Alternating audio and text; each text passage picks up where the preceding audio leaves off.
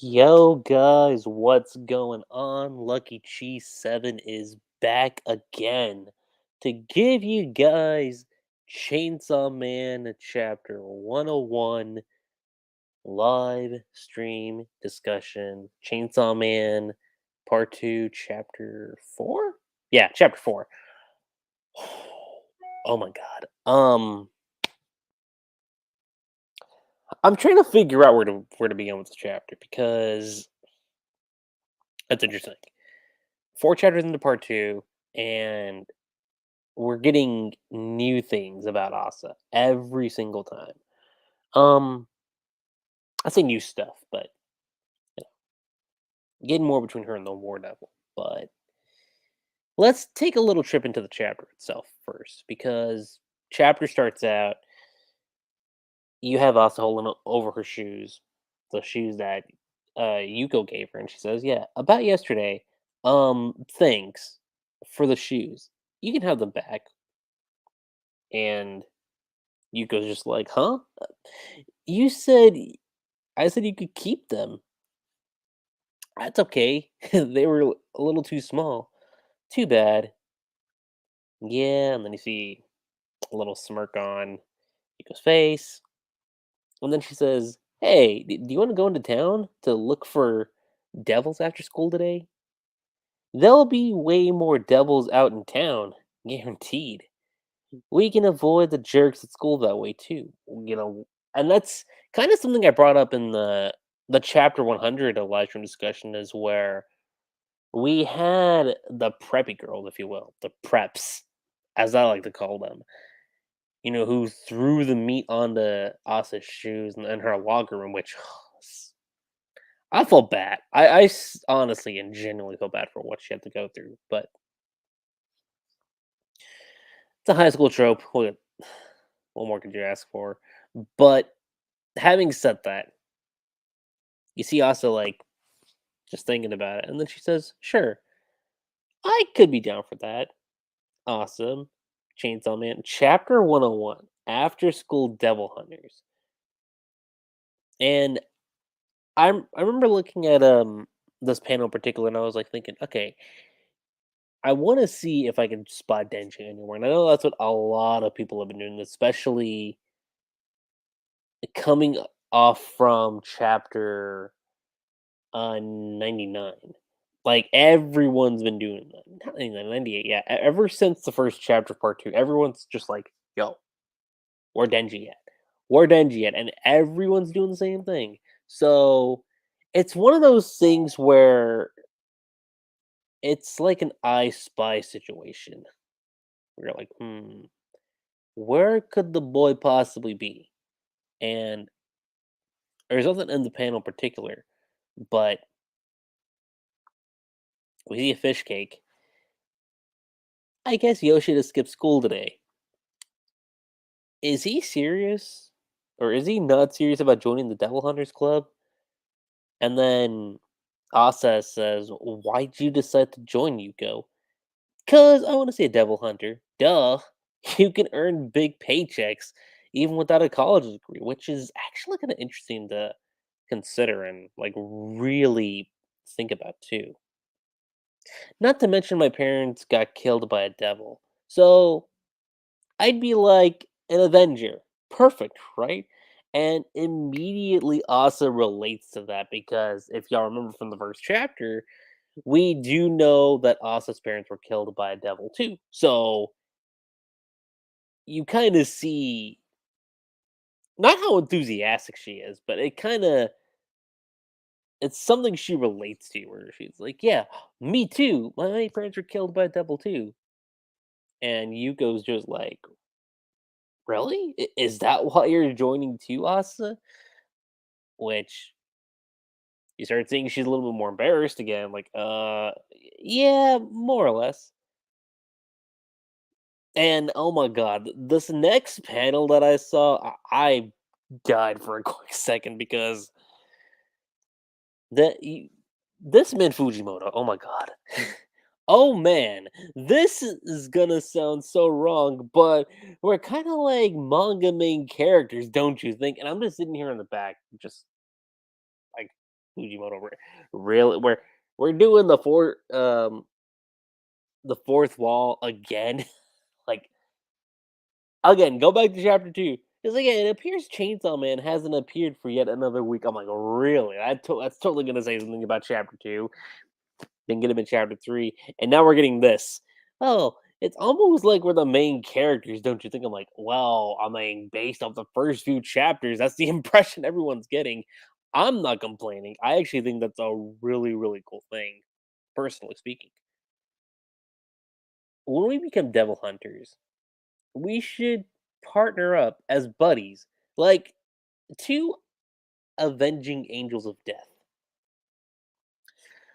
Sure. If we become devil hunters, awesome. No tape backs. He's like, you see again, us being a little embarrassed, still some sweat dropping down her face, a little bit of a blush. I have to pee when I get excited, so I'm gonna hit the restroom. And it's interesting because this is like kind of like the first time in a while. I think you saw a glimpse of this in the first chapter, whenever she was talking to Bucky and how Bucky was trying to break her out of her shell. And you see the smile on her face. You see, her smiling again. And then she just kind of looks away from her smile. Like the frown, like the smile on her face just like depletes instantly. Because then War Devil pops up. We should kill her, like just ever so bluntly. Yeah, let's get rid of her. She's not worth it. And Asa's like, wait, come again? The remains of your kills belong to you. Let's kill Yuko and turn her into a weapon. D- don't be ridiculous. And War Devil says, to kill a devil, you'll need a powerful weapon. No? The guiltier you feel about creating a weapon, the more powerful it'll be. You like her. You should make a good one. Or, yeah, not you should. She should make a good one. Luckily, this city has plenty of abandoned buildings. Choose the building wisely, and you can kill with little risk. And I love the contrast here, um, between the War Devil and Asa because you notice how there's a certain way Fujimoto draws the War Devil, the way how she shows her expressions, and then you see the contrast with Asa, kind of seeing how she's again taken a little bit aback. You see, like the look of disbelief, like, "Are you for real?" But it's one of those things where you don't need to outright use dialogue. It's one of those like show don't tell type moments, and that's what I love the most about this exchange right now. And you notice like just from the close up panel of the War Devil's eye, like the intent is real, and likewise you see the nervousness on Asa, like through her eyes, and the detail of the sweat too. There's no way I'm doing that. Are you insane? And something I liked about this panel in particular is that you see civilians walking by. As she's saying that, you have this one dude instantly notices, like, is this girl crazy? Because keep in mind, only Asa can see the War Devil. Nobody else can see her, and that's already been established in chapter 2. So the fact that Fujimoto added this little detail in of this one guy just like noticing, like, this girl's crazy. Like, who the hell is she talking to? You're always jumping to violence. What, is that the best you can come up with? And War Devil once again just says it bluntly. You're here to make friends. Remember, girl. And instantly Asa thinks, I have to change the subject. Girl this, girl that. Stop calling me that. I never liked it. Don't change the subject, girl. You are. I literally just told you not to call me that. I have a name. It's Asa. ASA. And again, likewise with the one dude who was just paying attention to Asa, like, "Oh, this girl's going crazy." Likewise, you have the cat too. The cat's just like, What's going on? Don't call me by my name either. War Devil is just weird and awkward. And War Devil pauses for a second. And she kind of just thinks, I'll allow you to avoid the subject for now. She'll make a better weapon after you've grown closer anyway. War Devil is difficult for you to use, is it? Very well. And this part I actually thought was kind of interesting because then she's like, "Well, if you can't have me calling you War Devil just says, then you can call me Euro. If it serves my quest to kill Chainsaw Man, I'll swallow everything you say, Asa." And then Asa just says, "Thanks, Yoru, Yoru." There we go. Yeah, so I was like, it's Yoru. Um, that happens. And then you get more of an inner monologue from Asa.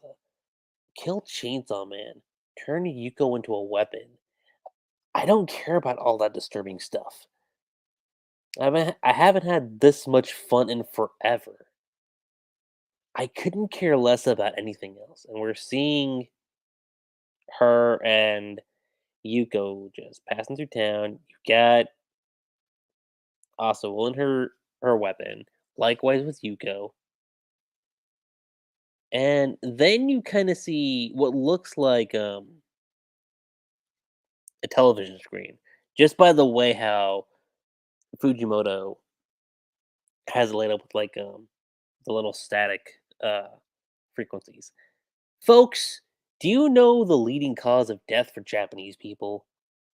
And based on this, you can already kind of determine that yes, this is someone who is broadcasting a news channel with the microphone and everything. About 20 people have currently stopped to listen to me. As we see people like just in the crowd, just paying attention. Out of those 20, only 5 will get to die of old age. Out of the rest, 5 will die of illnesses. 1 will die in a traffic accident. 1 will die from homicide. And 1 more will commit suicide. The remaining 7 will all be killed by devils. And yet, the people walking past, they all mistakenly believe that they'll pass peacefully in their own beds. We Japanese people need to wake up and smell the danger. The fact is, any one of us could be killed by a devil tomorrow or even today. But the TV and the newspapers, all they talk about is celebrities and eat this by that. That's what I'm here to spread the truth instead. To spread the truth instead.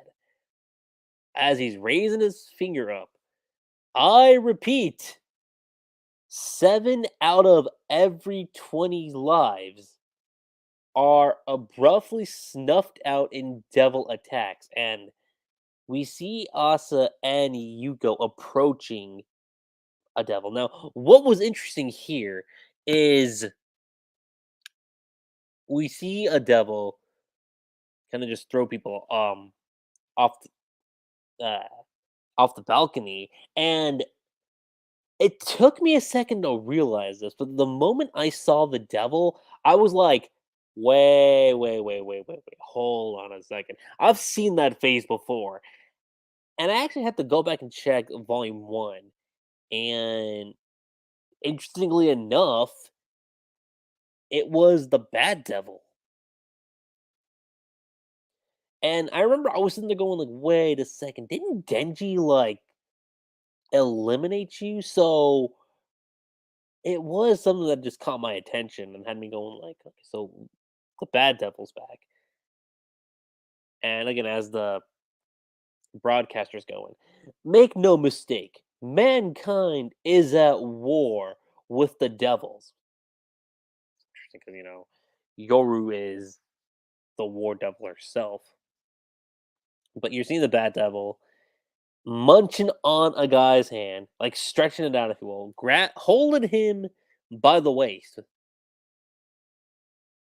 we see a guy looking like he's unconscious, bleeding from the looks of it from a head injury. And then another person off to the side, you see the nervousness on Yuko, the nervousness on Asa. The Bat Devil notices too. And the guy on the floor, bloody nose, back of his head, mucked in blood. I have bad news and more bad news. Like Yoro just appears like just as she pleases. And again, the tensity on Asa shows. But Yoro says first, we can't beat that Bat Devil in our current state. As more sweat continues to build up on Asa, and I just learned that I can't take over your body when you're stricken with fear. Asa, back away slowly and quietly. Which I thought that was an interesting bit of dialogue because it shows that Yoro can't, you know, uh switch back and forth between Asa just like that. She needs to be a little bit more reserved. She can't be, you know, so pent up with emotions. Because when stuff like that happens, then War Devil really doesn't have much control. And it does kind of showcase that, okay, yeah, Yoro does have a little bit of a drawback now. It's more of a drawback than we realized. That yes, it's not something where she can just swap places with Asa as she pleases. Because in Asa's current state, it's hard for her to do so. But once again, the amount of swap that's building off of Asa, like there's like one, two, there's how many drops is that? One, two, three, four, at least six. I'm counting at least six drops. But yeah, she's telling Asa to turn back. Asa takes a step back, turns around, and Bad Devil notices as he's about to go after them. And the chapter ends off with the War Devil saying, I said slowly, you idiot. It's actually kind of an amusing part to end off on. She's like, hey, what did I just say? Slow down. Baka. But you see this final panel, which is a really, really, really nice final panel because War Devil notices and just goes straight for Asa and Yuko. Because they're like, you know what? We're not doing this. We could go and attack, but seeing what this Bad Devil just did, we're like, like just back away. This ain't worth it at all. And something I didn't really catch initially because I read this chapter super quickly the first time, but the second time I read it and I saw them to be continued, it said to be continued on 8/16. Now next week would be the 9th. So obviously that means we're going to be on break. And I'm totally fine with that. I'm totally fine with Fujimoto taking a break. Uh with Chainsaw Man. I know some people are like, we're just four chapters in and Fujimoto's already going on break. But I think this is going to be one of those new things where every so often we're going to get a manga taking a break. And that's nothing new because we've seen that trend recently with Koei Horikoshi, with My Hero Academia, with Black Clover especially, with Yuki Tabata, and then Jujutsu Kaisen with Gege Akutami. So having this little system in where every so often like a manga needs to take a break, I think is good for their health because it gives them time to just rejuvenate and be like, okay, I gave it a set amount of chapters. Let's take a week off and then come back. I think that's totally fine. And I know when it comes to this chapter, especially everyone's still kind of going like, "Yo, where's my boy Denji?" Like it's been four chapters, And I mentioned this in yesterday's stream when I was going over chapter 100. And that's that this whole situation reminds me of a Tokyo Re where we didn't get Kaneki right off the gate. It took a while before we got Kaneki. And likewise, if I want to bring it up to another point, think of Attack on Titan with Aaron. When it came to the time skip, we didn't get Aaron right away. It took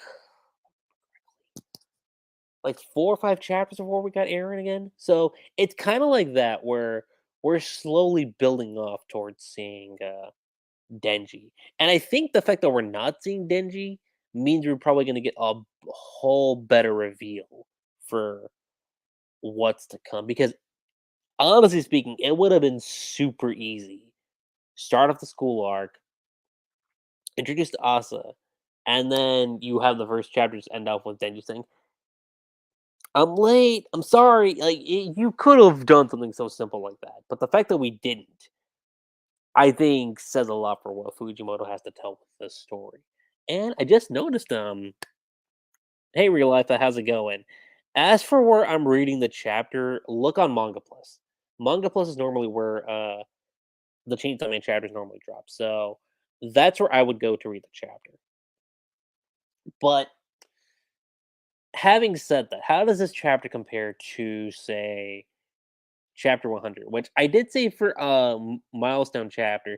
Yeah, it's a little out of the norm because normally a chapter 100 you get something big when you hit like a big milestone point like that. Sometimes you do, sometimes you don't.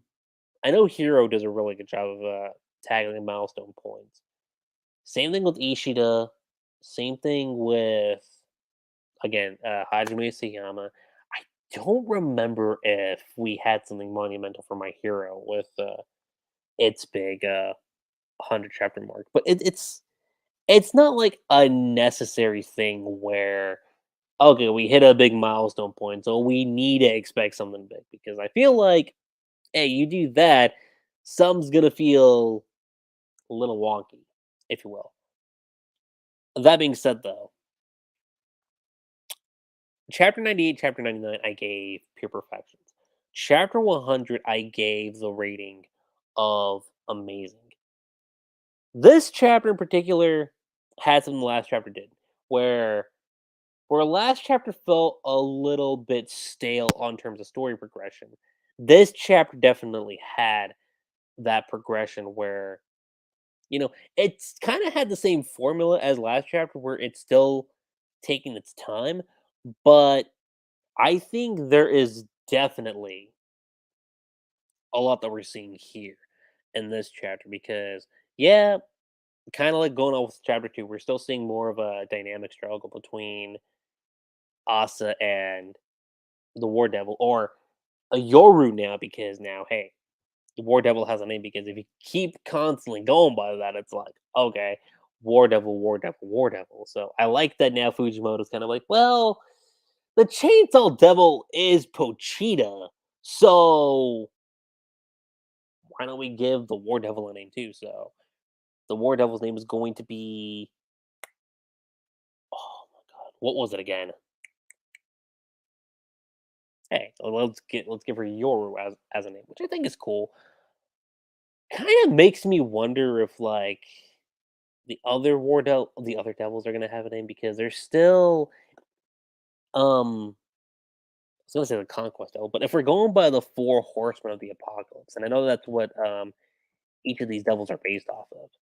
So we have conquest, war, famine, and death.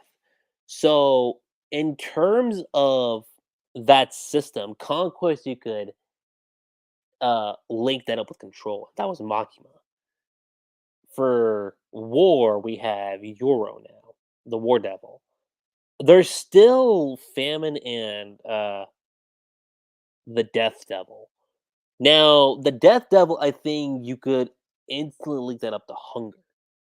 And I'm still thinking that uh, the Hunger Devil is going to be super reliant on Kobeni because if you remember, Kobeni made that one comment where she has a devil, but it's kind of like a secret, if you will. She kind of kept it to herself. And because she was one of the few surviving members in part one, that I don't know. I'm still kind of wondering about that. Like, okay, what is it about Kopeni that's keeping things in check, you know? And I'm gonna be curious seeing her come back into the picture too. There's still Nayuta also. Because let's keep in mind, Denji we know hasn't been in the picture, but we also have to keep in mind that he is taking care of the new control devil, which is Nayuta. So he's obviously, even though we're not seeing him, we can assume he is going to play a, like a big brother type of figure in the story. But oh, hey, real life, I just noticed you're commenting again. I think Fujimoto is taking his time to flesh out these characters. Yeah, and I totally agree with that. I'm okay with the fact that we're spending as much time with Asa as we are because here's the thing. The more focus we get on Awesome, the more we get with her and her dynamic with the War Devil or Euro in this case, and seeing that dynamic with Yuko and Yoshida is really gonna add a lot to her character, and I'm totally fine with that. And like I said, it's only gonna make her reveal, not her reveal, but it's only gonna make her interaction with Denji that much more meaningful when he does show back up.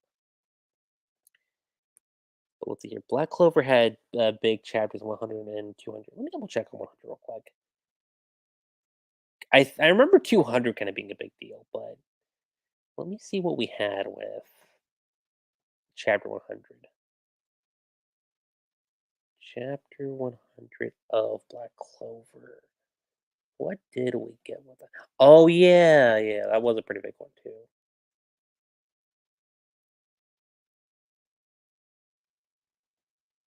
Yeah, chapter 100 of Black Clover was a pretty big deal for Vanessa. That was a big thing. Now for chapter 200, from what I remember, let's see the 200 chapter milestone. Oh right, yeah. Okay, so no, we had a big character moment for Asta in a chapter 200. So that is definitely something to consider. And for anyone curious about Attack on Titan and what its chapter 100 was, if anyone hasn't read the manga and is just strictly going by the anime,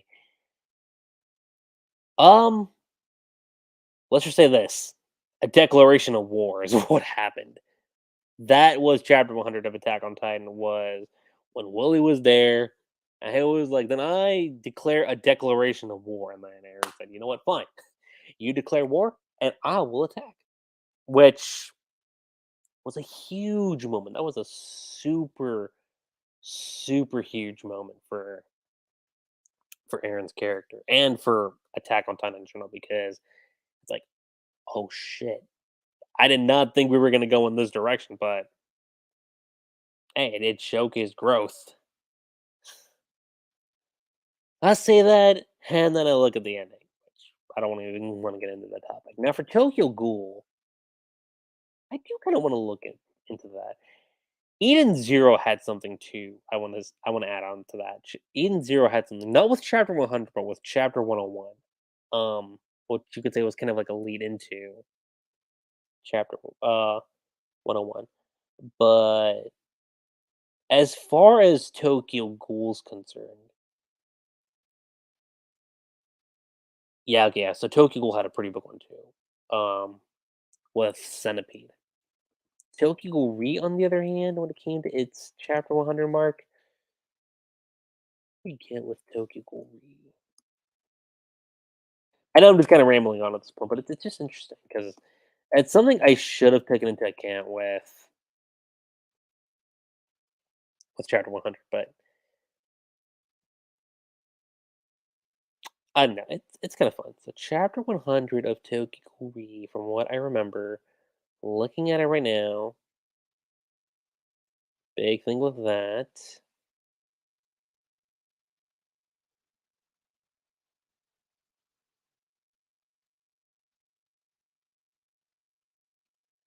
Okay, yeah, that's the confrontation between Kaneki and Furuta. That was the big thing with that one, so there's that.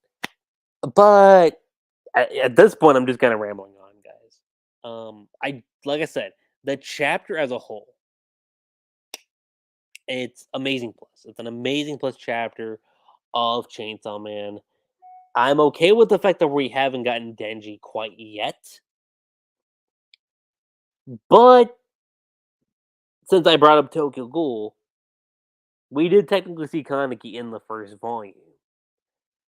And I think we're gonna get something similar here with Denji, where if this is only the fourth chapter of Volume 12, which is again the fourth chapter of the time skip of Part 2, each volume of Chainsaw Man, looking at it more, because let's actually look at the volumes real quick and really take a dive into how many chapters there are. So chapter 2 of Chainsaw Man had a total of 9 chapters. So we're a little bit within the halfway point of volume 12. So if I'm thinking of how Fujimoto wants to structure this, I could see it to where this first volume ends up with us seeing Denji, I think. Either at the end of whatever chapter this is going to end off the volume on, or maybe like second or third chapter before the end of the volume. It really all depends.